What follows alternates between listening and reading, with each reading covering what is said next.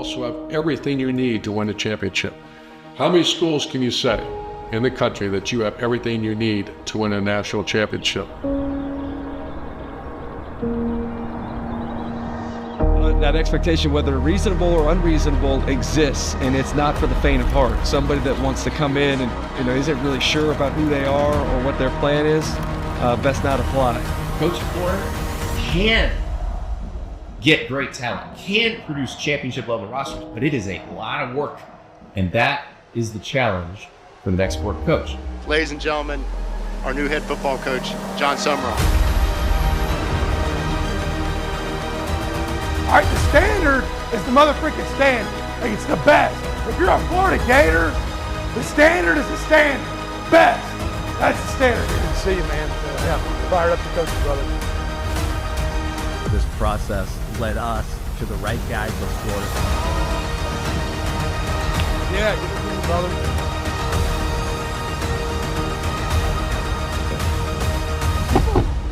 I don't think we should apologize. We're at the University of Florida because we want to compete for championships and we want to do it with integrity, and that's going to be the goal.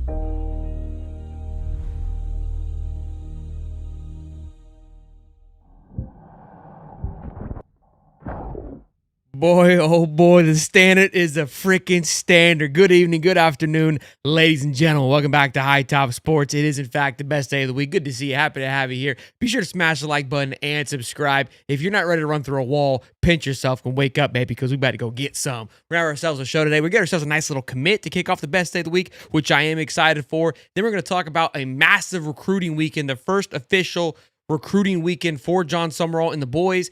And when I say multiple, I actually mean multiple five-star guys and multiple offensive line five-star guys. Yeah, we're not playing around the trenches. We're rocking and rolling. And then we're going to take a look at this class, what the portal is. I think we're probably done. Maybe one more guy can come in from the defensive line, but take a look about this overall grade, have some thoughts, discussion about it, and we'll wrap it up with the Gator boys staying hot on the hardwood. We got David Schwolder joining us here today, and of course, Hollywood. Gentlemen, how you doing? Good to see you. Happy Wednesday, boys.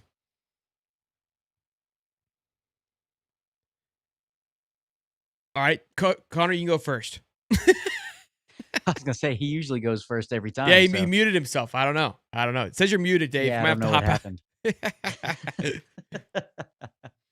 Technical difficulties already. Getting the show started off right. Yeah, absolutely. It's not a show if we ain't rocking and rolling. How we doing, Hollywood? How we doing? Man, everything's good. Enjoyed a great week. Some exciting stuff going on in Gator Nation. Obviously, Junior Day a couple weeks ago. Another one coming up this Saturday. It seems like the coaches are really making some inroads and some waves with the high school recruits. So looking forward to seeing maybe that pay off with a commit or two this weekend. Start off the 2027 class.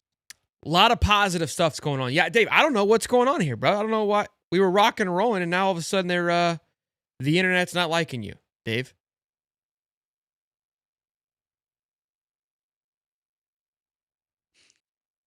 Maybe it's the sunglasses. Maybe I don't know. We got a quick super chat here from our guy. The sponsor says $10. Happy off season, everyone. Happy off season.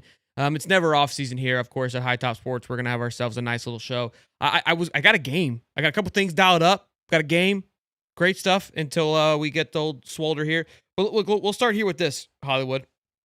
Since you're here and Dave doesn't want to join us, I guess it's just going to be me and you today. Maybe a hard reset for him. We'll get him rocking and rolling. This video just got posted a little bit ago of them working out, little strength and conditioning. Excited to see this going. Excited to see these boys back in football form, if you will. What are something you noticed, though, from these images? What comes to mind when you look at this? Yeah, these are all guys that they announced they're re-signing through Florida Victorious. First thing that I noticed. And several of them are the guys that got some pretty lucrative NIL deals. Okay, that was not what I noticed, but great eyes. Yeah, we've got LJ, we got VB3, we've got Childs. I assume Dolly Wally's got the beanie on down there at the bottom. He typically rocks that beanie. And is that Miles That's Graham? actually Cormani McLean. Okay, top left is that top left is Bryce Thornton. Bottom middle is Jaden Baugh. Okay. Those cones are probably pretty expensive. Those cones were very expensive. What I'm noticing is no logos. No Gator logo. Make them earn it. Make them earn it, big guy. I love this. I know some people may find it kind of, cheesy, but to me, it's like putting the stickers. I've always been a big fan of like the stickers on the Buckeye helmets, where you kind of earn that and it shows. I love this. I'm sure that every coach and guys have that type of facet, but if you're going to preach about it being the standard and about being a Florida Gator, with all these guys making as much money as they do, I do think there is a cool facet of, it's humbling. You got to earn this. You went 4-8 last year. I don't care that you signed. You're going to earn your spot back on. Like, this is what we're saying from day one, and I love it. Let me see what's I don't know. I'm kind of worried. Dave, can you try to come in from your phone, Dave, and see if it's just your cell phone? Maybe it's a computer thing. Just like try your cell phone real quick. Click on the link. Dave, you can hear me, right, Dave? Yeah, I can't hear you though. So try to go. Just do your link on your cell phone, Dave, for a quick second, and see if that shakes it up or not or something. This damn thing. But yeah, that was what I noticed when I saw it, because I was kind of looking around. I was like, man, this seems off. Something's missing. Like, oh yeah, there's no logos there. Just last names. No. First thing I saw was no numbers. I was like, okay, that's not a big deal. But then the front of the shirt, like, it just felt obvious that there was nothing there. You know what I mean? So I love it. I love it. I love to see the boys dial it in. Super chat from Christine says, "Oh, I'm telling lies all spring. Go Gators." I love it. $5 says, "I haven't been this excited in a long time. I may renew my season tickets now. GMFG, baby, let's go." Yeah, there's going to be a lot of excitement, man, I think, with especially, too, how they can hit the ground running with this recruiting cycle and this big weekend coming up. A lot of top-tier offensive linemen. I think that's where the energy is going to start. And we'll start talking about this, too. Obviously, the spring game set for April 11th. That was announced just a couple days ago.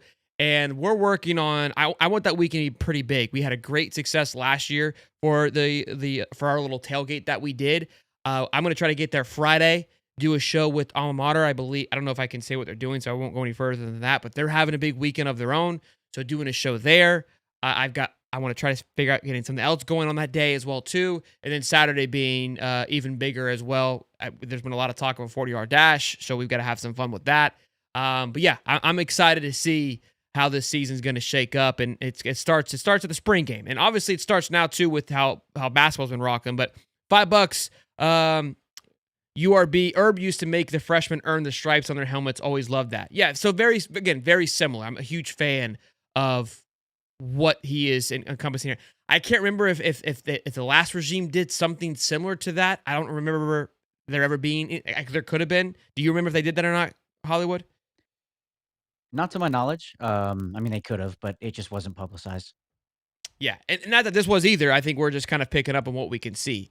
So, good stuff there. Let's talk about Lowry while we wait on Swolder. I love Swolder up there. He looks great, honestly. He just kind of could have been frozen in a much worse position. Pause. That's true. He could. It kind of looks like he's like, "What's up?" Like he's just ready to say something, which I do appreciate. He's just waiting to just drop a bomb. Yeah. I love it. I love it.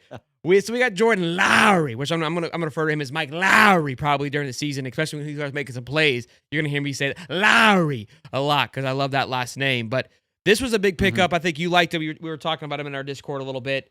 And the cornerback room was something we've talked about on just getting some more depth pieces, some more experience. It's a very young, up-and-coming room with a big ceiling, but we were lacking, I would say, more of that veteran presence in that room. And now you're bringing in a senior or junior, if you will, going into his senior year. That should provide a great experience to the room. What are your thoughts on him? Yeah, so I think the first thing that stands out to me when you post that graphic is his run defense grade. Shows he's not afraid to come up and stick his nose up in the run.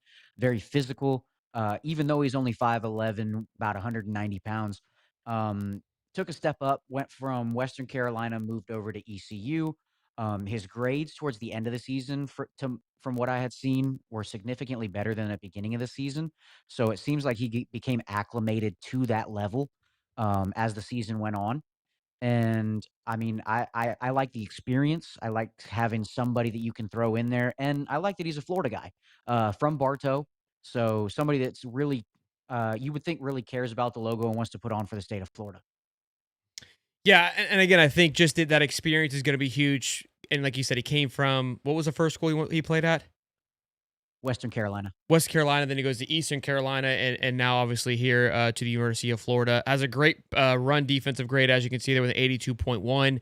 And like you said, you saw a little bit of probably a transitional period. The back half of his season at ECU was much improved. And again, with a room that has a lot of talent, I think it's a much needed addition. What is your thoughts on the defensive line? I think there's been some mumblings that we could still possibly keep an eye for a defensive lineman. They've brought in more than they've lost in the transfer portal, from my understanding, not including walk-ons, which is impressive. I don't think we've done that the entire portal since the portal has kind of been a thing. Dave and I were talking about that pre-show. Obviously it's been open for a while, but when we've truly had like a true portal off season, that again, everything we lost, you brought back. And we talked about this early on in the portal cycle too, about that score, that average score of what left. And your score that left was like a 69, 68. And what was brought back was like 70 to 70.1. So not only did you bring back more, but you brought back more quality, just not by much, but quality nonetheless. Yeah, so everything I've heard is that they still plan on trying to bring in another defensive lineman. I don't now what that looks like. I'm not sure. I mean, the transfer portal's getting a little thin, so we'll see if it's a depth piece or if they can somehow find somebody kind of like this Jordy Lowry guy. Where, I mean, I saw some film on him, watched a little bit, and I'm like, man, how was this kid not more talked about in the transfer portal? So it'd be interesting to see what kind of quality of prospect they can get, but I do know that they still want to bring somebody in. Yeah, turn your mic up just a little. How about you hop out and hop back in too? Maybe we just need a hard reset for everybody. I don't know what we're being attacked here. Maybe Miami fans are upset about us. I don't know what's going on, but you're having like a little bit of static too. All right, I just turned it up. Is that any better? It sounds the same in my ears, but there is a little staticky still coming from when you do talk, which there wasn't before. I haven't seen anybody say anything about it, but I hear it a little bit. Gotcha. Let me jump out and then jump back in. Look at Dave's face. All right, See, this is quite the quite the debacle this episode, evening. boys. Yeah, this is the pros and cons of eCam. Sometimes it rocks, and sometimes it makes me want to just blow my brains out. But we're pushing through. Yeah, probably. Mark's probably just trolling us. The guy's old, so that's probably why he can't hear you. But he might be a little low. So we'll get all of that figured out here in a minute. Get these boys back in here. Hopefully Dave's gonna join from his telephone. There was a little static that I could hear. Maybe it's my headset. I don't know. We're having crazy technical difficulties tonight, but we keep powering through. From this morning show with Cody and him thinking that Trout Wines recruited 46 5-stars over the last 6 years, and we've got Sick Gate to this now.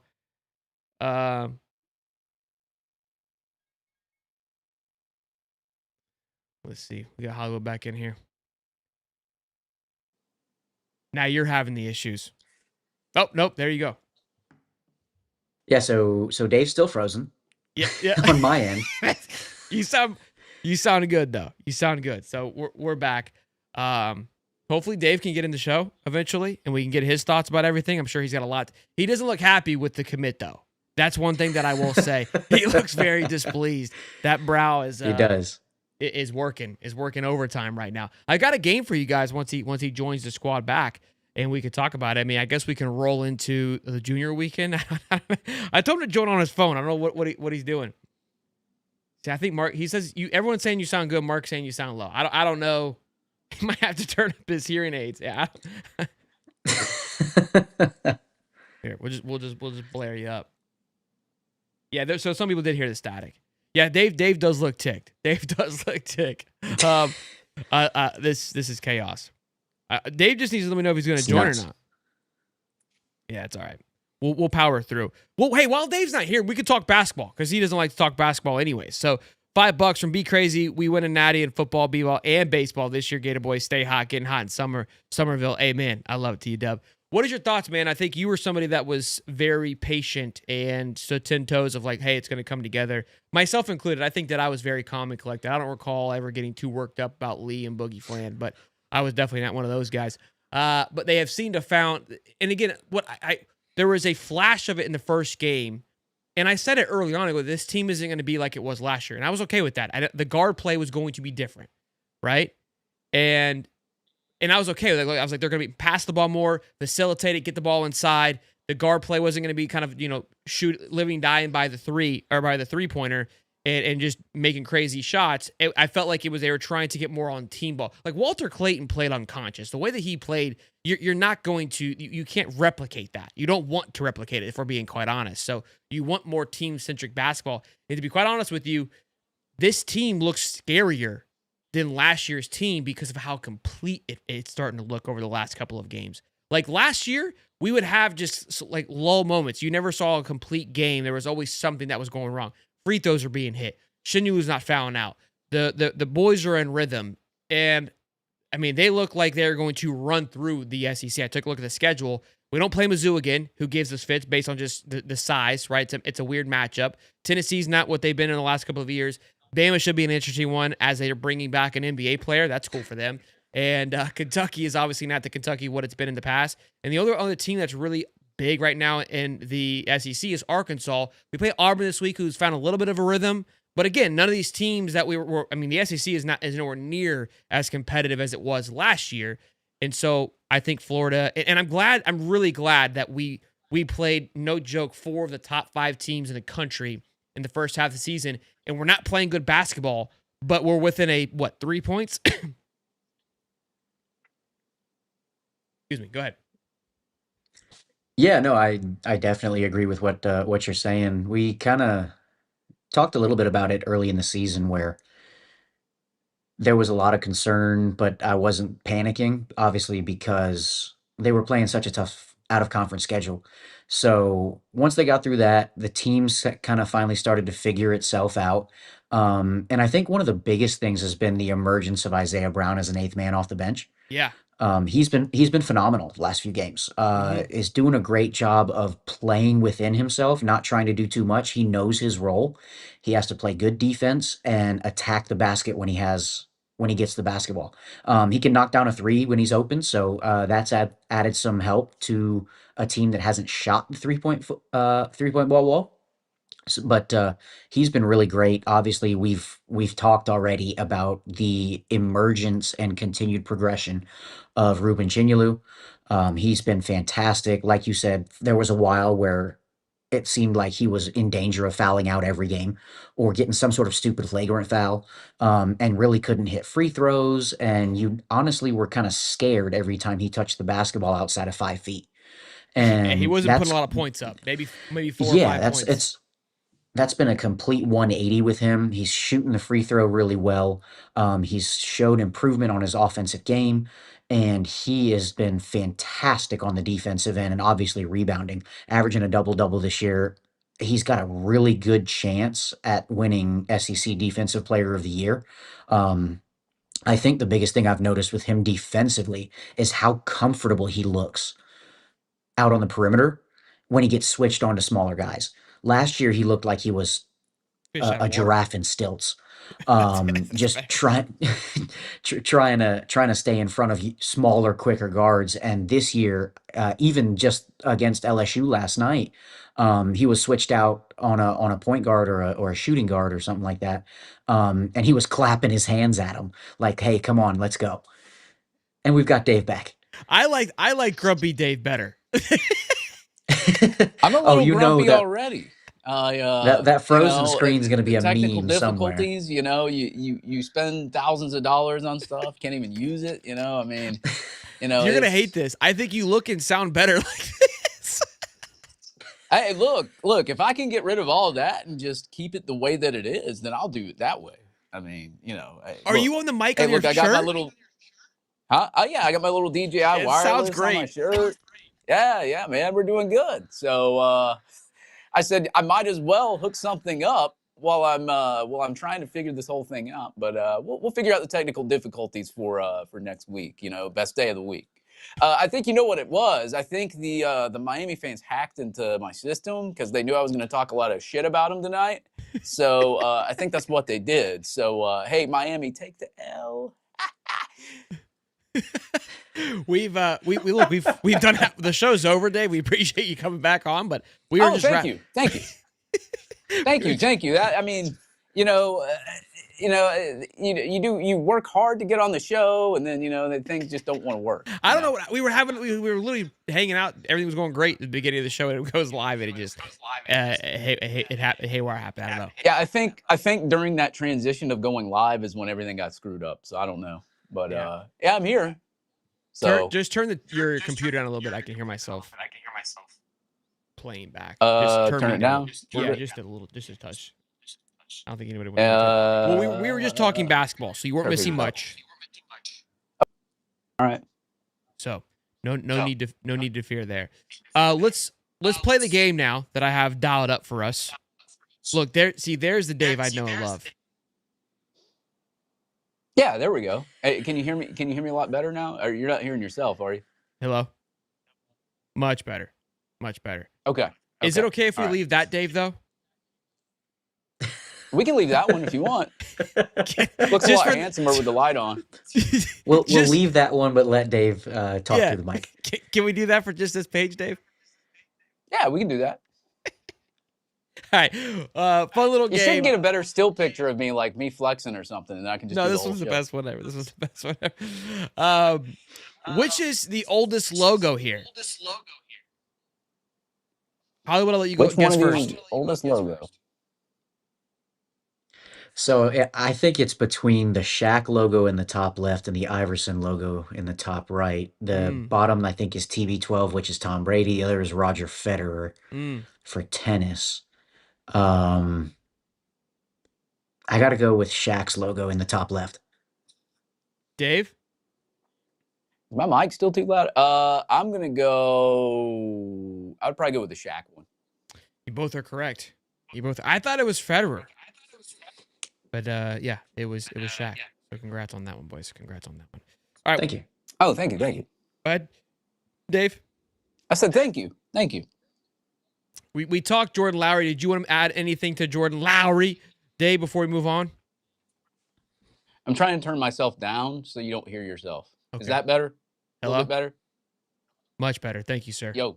Yeah, it's better. Sorry about that. A little better.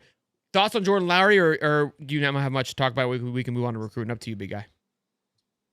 Who's that? Does he play tennis? No. Oh, okay. That was his logo on the bottom left. Oh, okay. All right. I got it now. I'm like very zoomed in. I got to scoot back a little bit. No? Hold on. There we go. And now we're losing Sheldon's audio. Yeah, that's what I was saying. Goodness, I can't even hear Shelton. What are we doing today? This is incredible. This is wild. Yeah, I'm going to delete this app after today's show. This show's pissing me off with all the nonsense we have happening here. I'm going to go on a rampage and just start ripping cords out. We got some top tier recruits visiting this weekend. The two that I'm most excited. I mean, there's plenty more that we'll talk about from the offense perspective. But 2 5-star linemen are visiting. One being Maxwell Hiller, or Hyler, however you say it, which is the number 2 player in the country, followed by Kennedy Brown, 4-star offensive lineman, who is a top 50 player, I believe, in the country. And then Champ Mons, who is a 2028 quarterback that reclassified to 2027. Obviously, we are in the conversation, I would say, with Elijah Haven, the number 1 quarterback in the class. But it's down to 4 schools at the moment, and I think it feels like Florida's still in the mix. But I wonder this with the Champ Mons entering into the chat, if that will affect some things. Then Reed Ramsier is another offensive lineman. I believe there's 4 to 5 offensive linemen visiting this weekend, on top of some top tier 4-star edge, defensive line, and safety. When I say top tier, I'm talking top 150 player recruits in the country. So look, I think last year Florida did a good job, and I've said this before, of getting, fishing in the right pond, and we kind of plucked a few guys here and there from that pond. The biggest recruit we had on campus that I can recall last year was Felix Ocho. And obviously that was literally a one and done. Like, he came on campus, we created a recruiting weekend for him to come visit, and literally never talked to him again. And we've even heard with, I think it's not with Maxwell, it's with the other young man, the other top lineman. I don't think that's Max High. I think that's, no, that is. There's another one, another top tackle as well that we're in conversation with, 5-star, that Miami has been trending for. He is, again, Mark Matthews.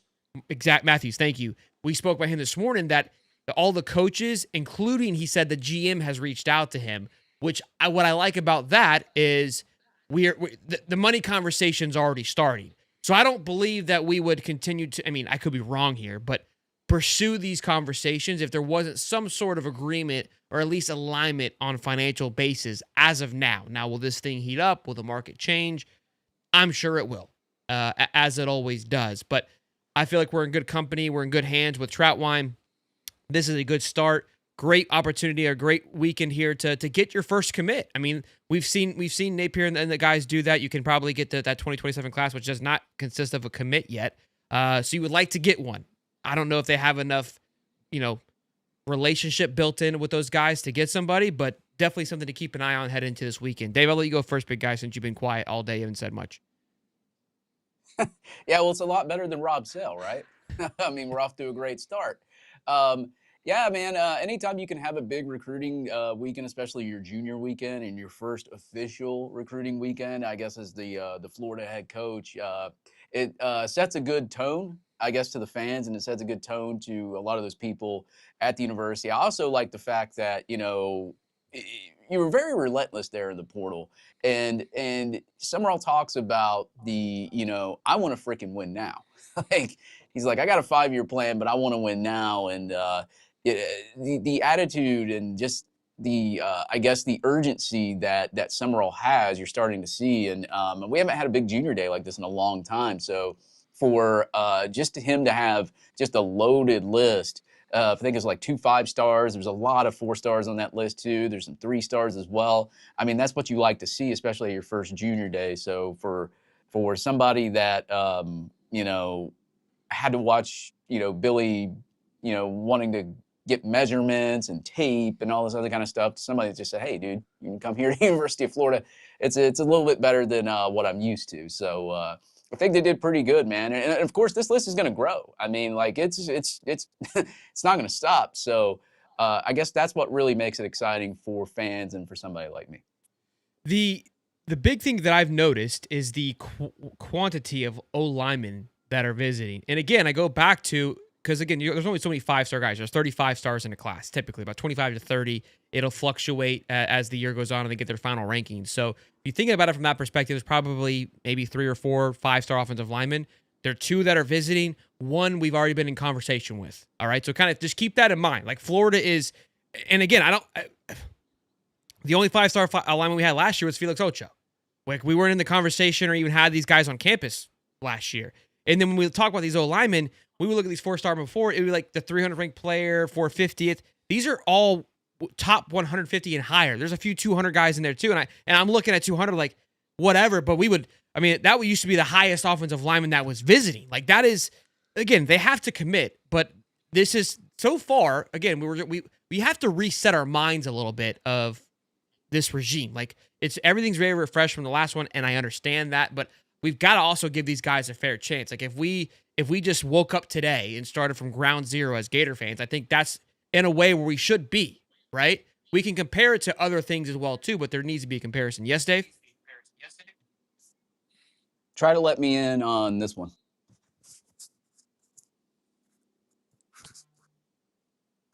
Folder 3 coming in. Oh, snap. Oh, go ahead. Go ahead, Connor.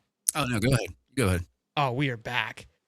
See, you got to just keep powering through, baby. You just keep powering through. You don't stop. You don't quit. If you needed a moment of motivation, this is why you don't get razzled, boys. Sometimes you get a little rain. Sometimes it gets a little bit bumpy. Sometimes the wife's nagging in the ear. Dave's chirping me. It's broken. It's broken. You got to stay cool, baby. It's going to work itself out. You just keep riding. Connor's sitting there going, what the hell? What did I sign up for? I'm like, it's fine. It's fine. Nobody worry. I got Mark and I can't hear anybody going on. I'm over here waving, signing to his ass. We're good. We're back. Hollywood, what's up with the recruiting class, big dog? Got to keep working at it, baby. The grind doesn't stop. No. So, to your point, Sheldon, you mentioned how under the last staff, it seemed like any time that an offensive line recruit was visiting, it was somebody kind of in the mid 4 stars, maybe topping out in the 150 to 200 national recruiting ranking range. And when it was one of those guys, it was maybe one on like official visit weekends or stuff like that. So to your point, I mean, obviously everybody here thinks very highly of Phil Troutwine, phenomenal coach, phenomenal recruiter, and you're kind of seeing the fruits of that on these recruiting weekends. Like you said, obviously we have to land some of those kids, but the relationships that this guy's built, because he's been recruiting these kids since they were younger when he was at Penn State. And a lot of them are from the Midwest or kind of the Northeast areas. And I mean, if you're going to get offensive linemen, that's a good place to go get them. So he's done a phenomenal job of not just following through with offering them once he got to Florida, but making sure that they know that they're a priority, getting them on campus for visits, and then hopefully for all of us, closing on them and landing some commitments. But yeah, I mean, big weekend, junior day for Florida, opportunity to get the 2027 class started. I think there's a possibility that that does happen. And if so, I mean, you're looking at a list full of really, really good prospects that are showing up on campus. This is where I think that gets a little overlooked with the staff that he put around him. There is myself included, and we talked about this, where this staff. One of the if you put it on like a chart, if you looked over their player card as a staff, the recruiting number probably wasn't an overall 90. Okay, from the sense of just what they were known for. But I said it before. I go, if that's a stat that you could that's cheap to bump up and put coins in, it's probably that one, right? Because sometimes it's more of just where you're at is what's affecting your recruiting, not necessarily who you are. It's just your resources. And Florida has all the resources to go and fly and do all the recruiting now. Some may argue, well, not the NIL budget. That's another conversation for another day. The point of recruiting is building relationships. But he did a good job of putting a staff around him that is well known, that is experienced. So although maybe John Summerall wasn't well known in the head coaching sphere, although I still believe that he was definitely starting to, I would say, fish in those ponds and at least put out an extension hand. Troutwine is worldly known in the offensive line role. Chapman obviously has been a massive bright spot and is definitely widely known. Obviously, he was retained, but still a good piece there. Brad White, being from Kentucky, well known in the SEC world. Of course, Buster Faulkner, just what he's been able to accomplish and been around. So there's a lot of familiarity faces with there, and that's why I feel like we're seeing not much of an uptick in the recruiting, because it doesn't seem like it's as much as a hard reset as we may have thought it was. And again, I think he's got to give a lot of kudos to the staff around him, not to mention Marcus David, the wide receiver from Auburn, who does have a great recruiting background. Brandon Harris, the cornerback coach, right? Safeties, one of the guys. Secondary coach from UCF, was an up-and-comer that was making a lot of noise down there in that South Florida area. So although it may have not been as heavy coming in, they did have experience, and now the staff has some pedigree to it that the previous staff did not, and I think that's why we're seeing this early success, at least from a visit perspective. Look, it's a long road, I get that, but to have a weekend like this early on, I think speaks volumes to what the staff has been able to accomplish. And again, once again, that the recruiting led by Katie and Hampton. Yeah, and there's a lot of people that will say, oh, you just fired your coach, you fired this coach, that coach, whatever. I mean, like, I know this is the world of NIL, and I know that it's all about bags, or at least people think that's what it is, whatever. But, like, these kids, and, like, they know who you have. Like, they know who Buster Faulkner is. They know who Phil Troutwine is. They know who Brad Davis is. Like, these kids come to Florida to see these types of position coaches to put them in the best position to get to the NFL, because that's still the ultimate goal, right? Like, you can make all the NIL money you want to here when you're in college. These kids still want to go to the NFL. They still want to be called first round, second round, third round, whatever. And like, that's the biggest thing that I think that Summerall has done really well, is hiring a good staff right when he got here. I mean, these were names. It wasn't names that you had to like look up and say, oh, who is that? I don't know who that is. These were names that were established. You were just like, wow, he hired Buster Faulkner. Wow, he hired Phil Troutwine. I mean, these were exciting names. So that's why you're seeing a lot more of the 5-star offensive linemen and a lot more of these, high 4-star offensive people anyway, just because of the 2 hires you made right at the beginning. Then Brad Davis, as I said, he's got a good defensive background as well. And you're getting a lot of other defensive players that want to come here and see what it's all about as well. Hollywood. Yeah. Yeah, I think Dave makes a lot of good points. And I think the ones that everybody was probably the most concerned about, maybe your Evan McKissick's, the guys that came over from Tulane. You're seeing people speak extremely highly of them as well. I mean, you're looking at Evan McKissick, who was the offensive line coach at Tulane. He came over to be the tight ends coach at Florida, and he's landed 3 tight ends in the transfer portal, 2 of which are as talented as Florida's had on the roster since, I don't know, Larry Scott was recruiting the position for Florida, with the New Haven kid who committed this last week, who visited Auburn, who visited LSU, and ended up deciding to come to Florida. And then obviously the kid from Georgia Tech, who was ranked, I think, 1 spot behind Amir Jackson in the same recruiting class. Yeah. Obviously follows Buster Faulkner over. Dupree's going to be a unit. Yeah. The JMU kid. Yeah. Dipri. Oh, Dupree. Yeah. I mean, again, three tight ends that, on paper at least, 3 of the better tight ends that they've recruited since Billy Napier was there for sure, and then even maybe before that. So I would say maybe dating back to Kyle Pitts. After Kyle Pitts, there wasn't a ton of dynamic ability in the tight end room, or just really star power. And you're starting to see 2027 high school tight ends, 2028 high school tight ends talk about Evan McKissick. You're seeing linebackers talk about Greg Gasparotto. So all the angst of John Summerall bringing the guys over from Tulane to be position coaches when they were coordinators and different spots, I think is early returns seem solid. Obviously, like we've said, you have to land these guys. So we'll see how that goes. But early returns in interviews, in the kids showing up on campus, are positive. What sucks, and I think we're myself included, we're all gun shy. Because I started this show when Billy Napier got here. So I didn't have anything to go off of in the sense of how I followed this. Like, everything was cool, everything was fun, everything was exciting, right? Like, Disney Gator was born, me humping spaceships was during that era, because like everything was just electric, right? And now we're all like, we're excited again, as we should be, but we're gun shy because we were afraid to be wrong, or like hype up and something that's not going to work out. But the fact of the matter is, we don't control what happens on the football field. And I told you that we'd be critical and that we would, I would say compare it to as much as we possibly could. And I keep saying it, I'm like, man, this guy has, at every turn thus far, has knocked it out of the park. In comparison to what we've seen and compared to his counterparts, LSU's doing a good job too. Like, I expected them to do their job. It's Lane Kiffin. Like, we knew that was going to happen. They have recruited well. They've attacked the portal well. They've spent money. None of that is shocking nor surprising, right? So all that I anticipated. I'm sure they'll continue to do all those things.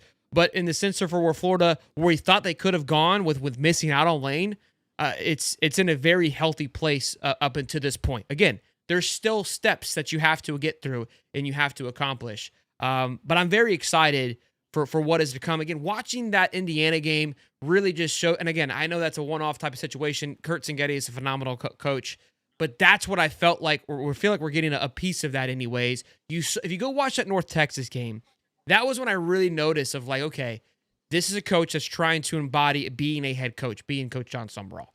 When in a world where you still see a lot of coaches wanting to hang on to whatever coordinator position they came from and be involved with that. I mean, you're seeing a ton in the NFL. You're seeing it all over that the guys are so complex. Sean McVay is one of them. Shanahan's another. that they can't let it go. Liam Cohen's another one. But look, it works for them. They can make it work. But in college football, I think you got to take your hands off. Even Cristobal, right? His hands are removed. He's not calling plays. You saw 2 head coaches on Monday night, and it was a phenomenal football game. Trust in your OC, trust in your DC. There was times I think that even Cody and I were very critical of Miami's OC, but in the same breath, I think they meant both. It was a true, genuine chess match, and I think that's where John wants to get to, and that's what I'm excited for. And I think that he did a good job, like we just said, of hiring 2 coordinators that are, can comprehend, can do the job, and have done it well at multiple facets of their game at high levels. And now you're bringing them together with the most talented roster either coordinator has ever had. So we should be fired up. Yeah, and look, when Napier got here, I mean, you saw people like Copeland leave, Tyron Hopper leave. I mean, these were good players that were just leaving. And you were just like, we're not even going to try to keep these new players. Did they not get along with the coach? Like, Summerall kept just about everybody. Like, and it seems that they all get along with coach, and there's no 8-phase process. There's nothing. So, like, I mean, it is very different. It's a different feeling from what we're accustomed to, especially with this era.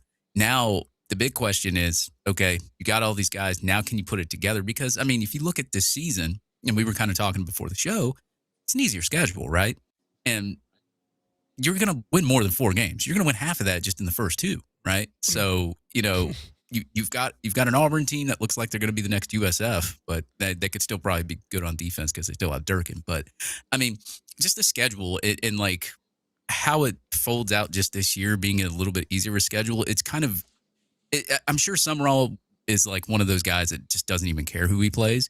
But it is a nice schedule for me. It's refreshing for us fans. We've been through the gauntlet, all right? We deserve a Missouri-type schedule. Look, I said it before. You have those 2 cupcakes, and you have 5 teams. And the 5 teams, the way I described it is you've got Auburn, obviously, in a complete reset. Kentucky's in a complete reset. I think Kentucky's going to be good, but they're in a reset. Like, they're starting from scratch like you are. So, mano y mano.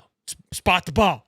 Easy. That's number 2. Yeah. Mizzou's losing their coordinator. They're in a small reset, not in a full reset, but that a lot of people put a lot of credit into. It was the coordinator, right, that was doing a lot of the heavy lifting for Mizzou, if you will. So there's team number 3. Then you have Florida State, who literally their identity is just burn and rebuild every single year. Like, they are genuinely, once again, rebuilding. Coaching staff is going to say the same for them this year, but everything else, once again, is a complete flip. Like, you have no idea what you're going to. I think they maybe kept like 3 starters. So they could be good, they could be bad. I don't know. Our assistant coach beat them. So I think, you do that with what you will in that game. But that game is a rivalry game. I think the other one I had circled was Vandy because they're losing Diego. But that's not a good one. There's one more. Kentucky, Auburn, Mizzou, Florida State. Maybe it was Vandy that I was putting into that 5th category. That one's not the best one. But they are losing Diego, and he's been a big facet to that team's success for the last 2 years. That's their point, Hollywood. You can just ease in to the job. Couple of cupcake games and you ease right in. Let's read these super chats, and I'm going to show you this little graph here. We'll talk about it. $2, laugh my ass. Amateur hour at its finest. Yeah, it's been tough, but we're cruising now. It's like we've been doing this forever. Shake the Fence, $5. Replied to a post with a picture of Frozen Dave, aka Frozone, aka Icy Ice Davey, aka Sir Freeze Plot. Well, I would need ice though. Like I could put on the lane chains.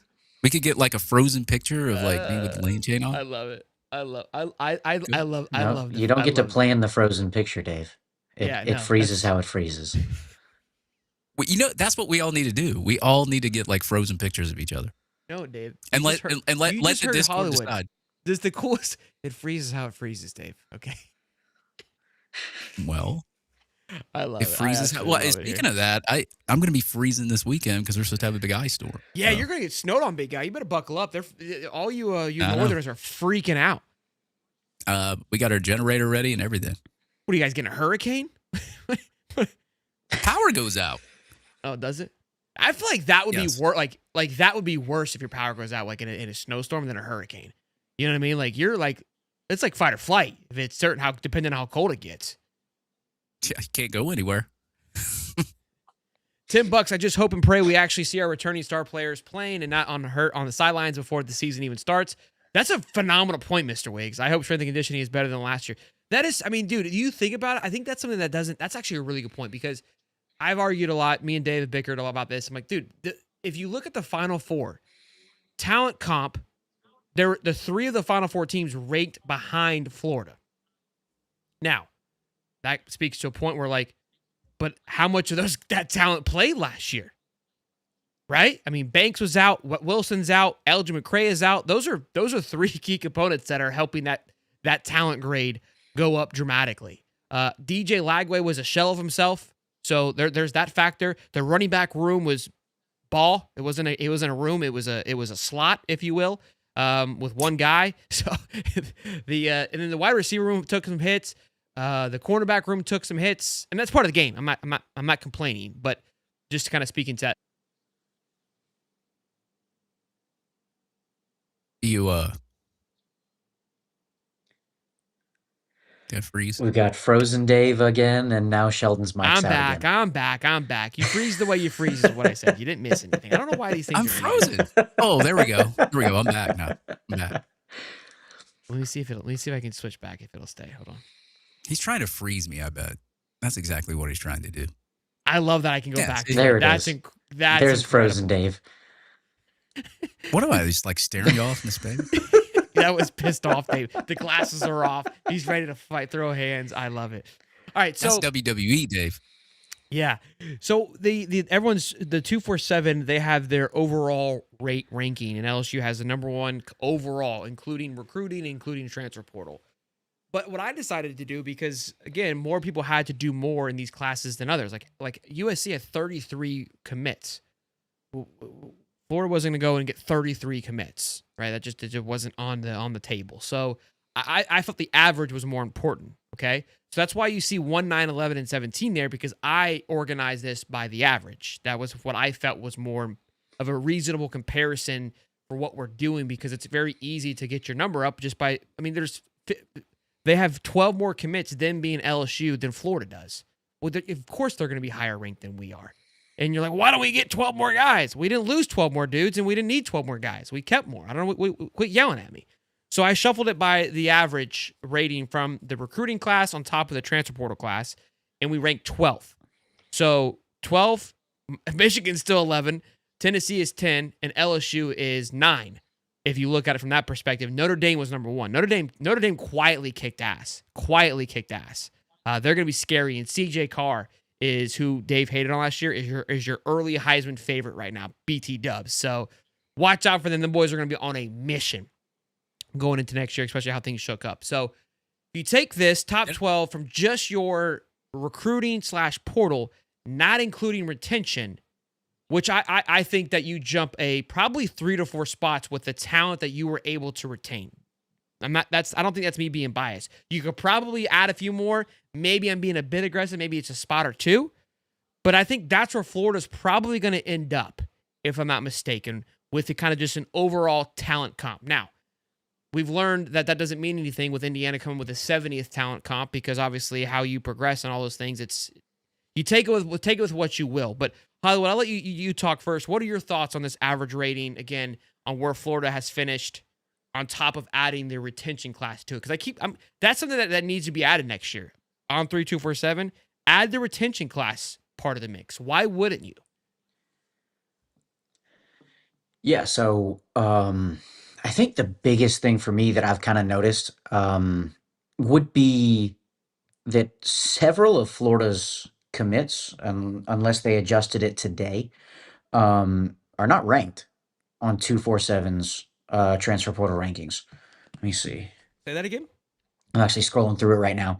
Okay, so they did add some new rankings in, because I was looking at this yesterday. Okay. Because they're like the tight end from New Haven wasn't ranked yet. But so the only ones that aren't ranked now are the kicker and the punter, which 5 stars in my opinion. But yeah, so I like what you did there as far as averaging it out. So you said Florida's 12th based off of it did change the number on the left side. Average. Correct. Gotcha.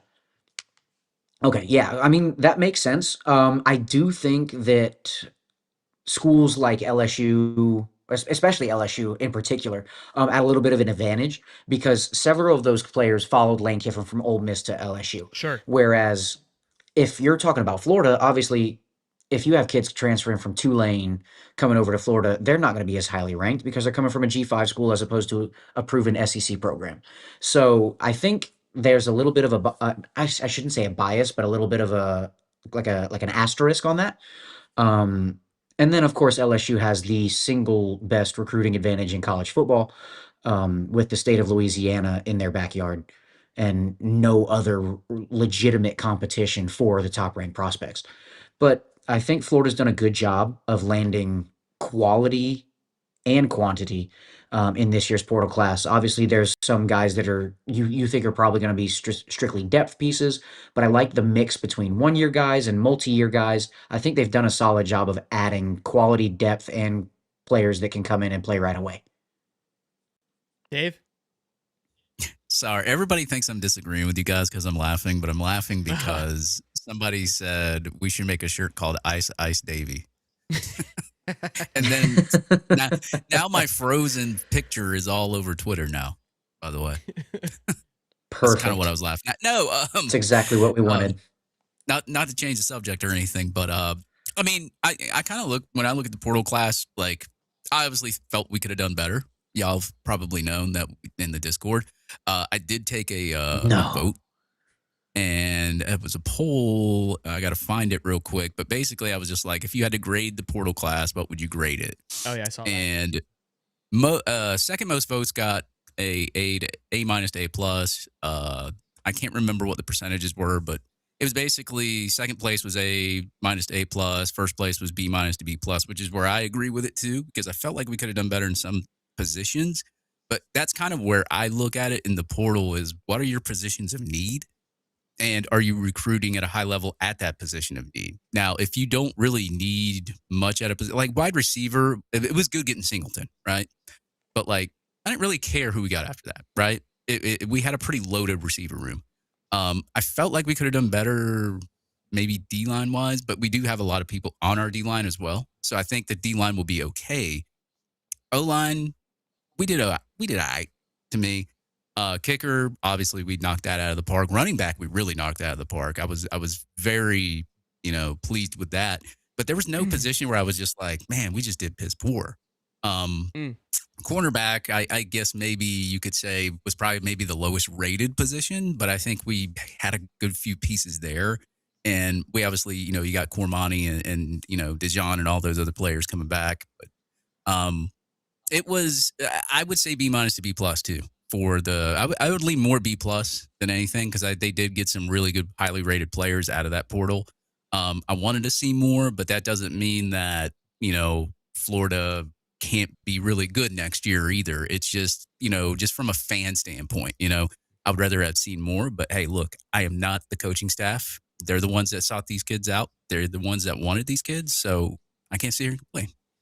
Yeah, I agree. I think that there was, we were wanting a splash on the D-line and the O-line. I think that was probably two big ones that would have really fired people up, especially in that tackle room. I think was where a lot of concern sits currently, and I think rightfully so. I mean, I'm in the same boat because look. This is where again fans we get loud and we get frustrated, and then I get like this too. It's like, hey, coaches know better, but at the same time, the fan we watch a lot of football. Like we have a voice in this. We're not morons. I mean, we watch the same things that you've seen, and we've seen the same story over and over again. We start to kind of feel like, okay, like we've seen this movie before.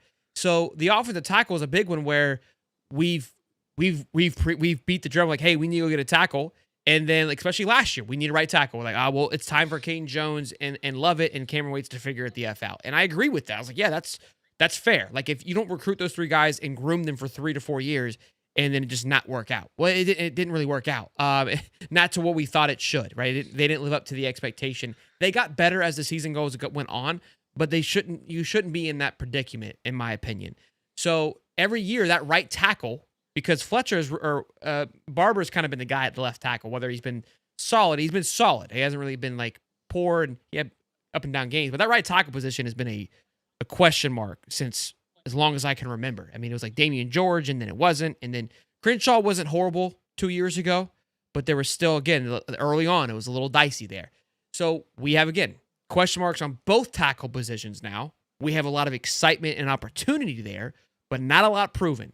The one big difference and the caveat that makes me feel comfortable is the guy that's leading the charge in this, and that is Troutwine. I mean, that is, I think that is such a massive overhaul that we should probably let our bubble guts settle.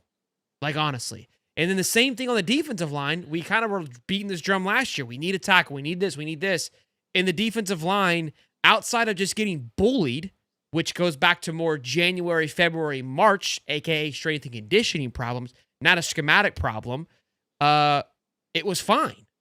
So because of who the coach is, who just got an extension, who got a title upgrade. So the two rooms that the fans are kind of going have some of the best coaches in college football. So there's a counter to it, and that's why I'm still in wait and see mode on those, and I respect it for us doing that. And then a quarterback room is in the question mark as well too. But I was telling, I don't know if I said it on the show, I can't remember now because it's been such a chaotic show. I was telling Dave, one of the teams that played in the championship had an atrocious quarterback all season long. So you just need a guy that can go in there and not mess it up and throw an interception for your 3 losses to be at the end of the game. I think you're going to be all right. You know what I mean? So the trenches were really good though on said team.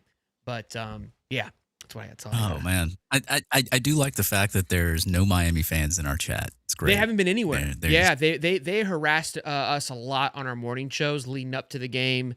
They were, I mean, rightfully so. They didn't really bother us too much, but our guy Chi-Town's been nowhere to be seen. It's wild. I mean, I get it. That's the thing is like when people like when they say, "Hey, Sheldon, why do you talk smack or why do you do these things? Like you're gonna jinx us, blah blah blah blah blah." Because I have to show up regardless of what happens, right? That's what we do here. So I know said team and said people, they're cowards. They're not gonna show up when things aren't going their way. They don't have to. They don't have to come into the chat and expose themselves. So when they're here, whether I'm winning or losing, I have to get my licks in. So that's how that works. I've learned that this is the world that I live in. Because if not, if they would have won, they would have been here, whether I would mind my own business or not. So when they get back, we'll make sure that we remind them of their great game. It was a good game. lost. You lost. There you go. That's what I was looking for. I was looking for the you lost. You lost. Yeah, people loved that video, especially the Miami fans. I think they're big fans. Big fans. And what I love when like I get it, Miami fans, like the fact that they didn't win any championship, they just won a couple of like useless bowl games. And I love how like you want a playoff game. It's not a bowl game anymore. Like it's not a New Year's 6 bowl game. Like that's just nonsense. You want a playoff game. Congrats. Lou did make a good point. It's like we've never lost a playoff or a championship game. So, I mean, do that with what you will, but Florida's undefeated in those two things. So yeah, you know what's funny? Like when you think about it too, it's like if before the season, if you would have said Miami would have won the playoff, you would have assumed that they won the ACC for sure. But they didn't win the ACC. They still made the playoff, and then they didn't win an Natty either. So, it could have been rough, boys. Right back to square one. Where is Kalshi at with Cody's cracking 5-0 in the 40 of the spring game? It's over by 99.9% over 5 seconds. Yeah, He said he's going to run a 5-second 40. I don't remember what he said. I think he's just asking. There's no way. I'm probably the best in shape out of everybody, and I'm not doing that. Oh. Yeah, I've been in that practice. Clark, are you running the 40 spring? Are you going to run the 40? Are you participating? I think we talked about this. I think you're going to be the ref, right? I don't know about that. I don't know. I don't even know if I'm going to be able to make it. Okay, well, this is baby. Well, yeah. My wife's due like 3 days before the spring game, so. Damn, that's gonna suck. She's gonna be there by herself. That's awful. How does she take that when you told her you were gonna be there? Yeah, I chose life. Damn that kid. Kids ruin everything, dude. All right, you know what we gotta do? We gotta get set up in that indoor facility real quick, and whoever's going, let everybody from High Top take votes, and then we just do it. See who wins. If any Gator people are watching, just let us do the tailgate in the inside training facility. We'll just set up in there so we can do it on the turf. If not, we can do 40 yards outside. We're gonna do it in the parking lot like good old style. We're gonna set it up right. Okay, we're gonna stream it and everything. It's gonna be great. So $2. We need a shirt called Gator Shambles. And we definitely need a shirt with Shambles on it for sure. $5. I don't care what coach is teaching the players. You can't turn a turd into a diamond. We need more juice on D line and O line. Goodness gracious! True. I don't know if there's turd on those linemen, but I'm not a turd. The thing we need is, more though, juice. but here that's what Dave and I are talking about. These offensive linemen that we're referring to that are turds, were all four highly. That was the highest 4 stars that Florida got. Fletcher Wasfall was a top 254-star recruit. Jason Zamodella was a 5/4 star center offensive lineman. Big Rob was a top 250 offensive line recruit. Najee Harris was, he wasn't a 4-star, but he's a 4th-year starter, so he's definitely not a turd. And then you got Harrison Moore. I don't remember what he came out, but he's obviously been he's a proven guy that's played at a top tier level at Georgia Tech. And then you've got guys like Tavarian Dice. Caden Jones was a 4-star. Who was? Caden Jones. Caden Jones was a 4-star coming out of high school. So there's not turds. We haven't seen him hit the field, and rightfully so, because the O-line was at its peak last year. Yeah, you haven't gotten the development that you wanted to see. So I think the O-line has a chance to be better, to be honest. I agree.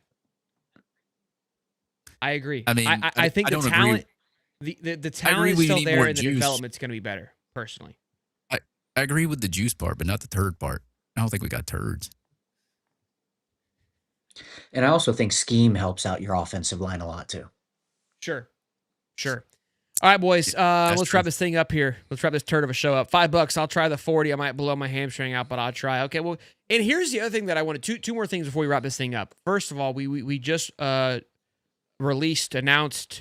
premiered, debuted our High Top Sports baseball channel. That is going to be running by our other David. And he's going to be talking Florida Gator baseball. Guy is a absolute gem in this world. Dropped his own little video. He is taking this thing on full steam ahead. I believe he'll be joining us next Wednesday to give us a preview as we get inch closer to that baseball season. So we've done what you guys have asked. We're covering basketball. We're covering baseball. We've got it all covered at this point. Of course, we have the High Top Sports NASCAR channel, which I know you guys were dying to have. You're welcome. That's out and rolling. And my goal, I'm going to get with these boys here and the other High Top crew, and we're going to do a High Top Sports panel, I think, on one of these Wednesdays in this thing. And we thought we had technical difficulties tonight. Wait till we're 7 strong in this son of a gun, and we get everybody rocking where we can recap the season, talk maybe a little preseason. But I think it'll be cool to get everybody that's part of this little family we have all on at one time and have a show. We'll figure out what the date is on that. We got plenty of time to rock and roll that out. But a lot of great stuff happening at High Top. I appreciate all the support and all the likes and subscribes. And that's all I got. Anything closing thoughts from you two boys? Just want to say thanks for everybody that listens to the show. Obviously, we'll be at the spring game, so we'll have something planned for the spring game. Don't really know the details yet, but as soon as we know, we'll put it out there. And it's going to be a pretty good February for us. You feeling good about February, Dave? Yeah. What's going to happen in February? I don't know. I look kind of angry right now. I don't know. I got the what do you call it? The Summerall eyes? Psycho eyes. Oh, my goodness. Ladies and gentlemen, y'all be good. Last super chat here. You can't coach depth. We're leaning that department. That part I do agree with there. We're that O-line. There's a lot of O-linemen in there. D-line's a little lean. Smash the like button, subscribe. Y'all be good. We'll see you guys tomorrow morning live at 7:05 for the call-in show. Smash it, like it. Y'all be good. Peace and love, baby. It's Hot Top Sports where the takes don't miss. The prof with the stats, the champ with the fist. Water bringing fire, cowboy tie riding bold. Bulls calling bets, watch the stories unfold.